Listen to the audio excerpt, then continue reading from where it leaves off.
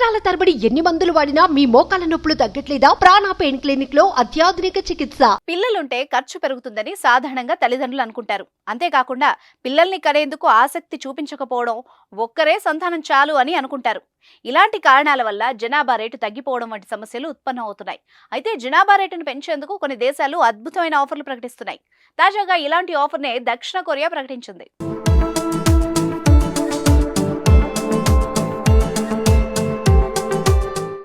గత కొన్నేళ్లుగా దక్షిణ కొరియా జనాభా తగ్గుతూ వస్తోంది. దేశంలో జీవన వ్యయం పెరగడంతో చాలా మంది దంపతులు పిల్లల్ని కనేందుకు ఇష్టపడడం లేదు. ఫలితంగా దేశంలో జనాల రేటు పడిపోయింది.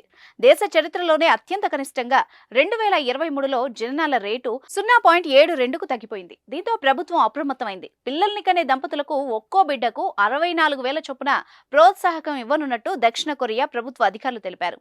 ఇలా 8 ఏళ్ల పాటు ఇస్తామని చెప్పారు. దీంతో ఒక బిడ్డను కన్న దంపతులకు 8 ఏళ్లలో 61 లక్షల సహాయం అందించనుంది.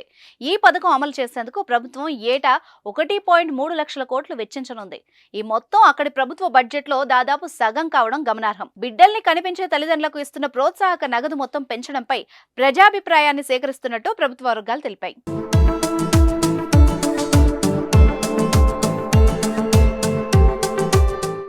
సుమన్ టీవీలో మీ పర్సనల్ అండ్ బిజినెస్ ప్రమోషన్స్ కోసం కింది నెంబర్కి కాంటాక్ట్ చేయండి.